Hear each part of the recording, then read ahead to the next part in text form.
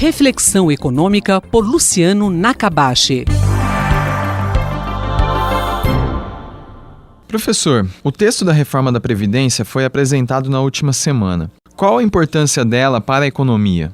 A reforma da Previdência, os detalhes ficaram mais claros e o cálculo de redução dos gastos em relação a um cenário sem reforma é de 1,65 trilhão de reais em 10 anos. Então é uma mudança considerável, com aumento da idade mínima, redução de alguns privilégios, sobretudo dos servidores públicos. E a gente sabe que essa reforma, quando ela passar pelo Congresso, ela vai ser modificada, o impacto certamente será menor.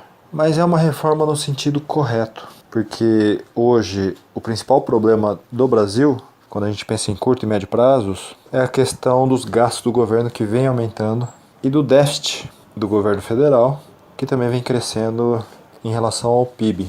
Tanto pelo aumento de gastos de uma forma geral, pela pressão de aumento de gastos que vem sobretudo da Previdência, quanto de uma economia que vem crescendo muito pouco. A gente cresceu 1% em 2017, a expectativa é que em 2018 o país tenha crescido mais ou menos 1% novamente, ou seja, bem menos do que a gente achava lá no começo de 2018, e as previsões para 2019 também já vem diminuindo, estando aí na casa dos 2%.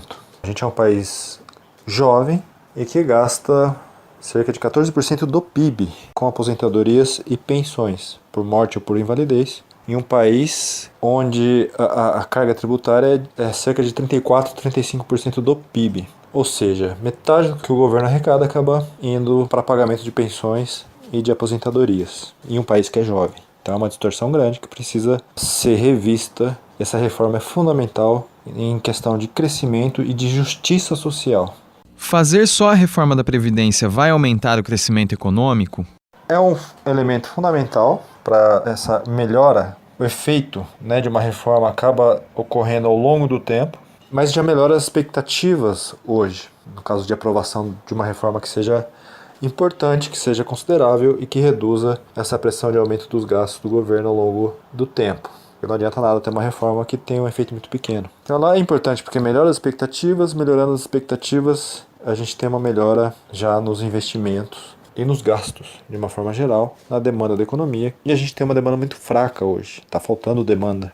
Quando a gente olha o outro problema, a gente tem essa questão dos gastos, e outra parte que tem que ser atacada é a questão da produtividade. A produtividade do trabalho no Brasil, ela está estagnada há praticamente 40 anos. Então, outras reformas que melhorem a produtividade do trabalho são extremamente importantes, como a tributária, sempre a manutenção de reformas trabalhistas que permitam uma maior dinamização, uma redução dos custos trabalhistas, não do salário, mas dos custos, que pode até provavelmente ter um impacto positivo sobre a média dos salários, mas é preciso qualificar também esses trabalhadores para que a produtividade aumente. Faça uma reforma tributária que melhore a racionalização desse sistema, redução de burocracia.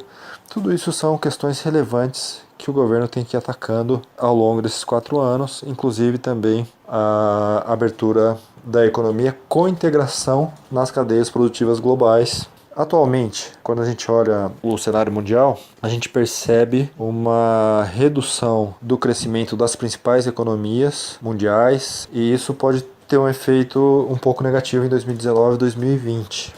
Então é fundamental a gente aproveitar esse início de governo onde existe maior força política por parte do executivo para que essas reformas sejam feitas. Tem essa janela de oportunidades, porque a gente arrumando a casa, esses elementos serão muito mais importantes do que o cenário externo, porque se a gente não fizer reforma, com a piora do cenário externo, o Brasil vai continuar crescendo a uma taxa muito baixa ou estagnado, e a gente precisa mudar isso. Quando a gente olha essa estagnação na produtividade do trabalho, é triste porque você vê gerações onde o salário médio acaba sendo muito parecido, Não houve melhora significativa em termos de salário médio da economia brasileira entre gerações. E quando a gente compara com outros países, com a média mundial, a gente tem ficado, na verdade, para trás, principalmente a partir de 2010. Essa questão do controle dos gastos e da produtividade são questões centrais para que o país possa apresentar uma retomada sustentável do crescimento da economia.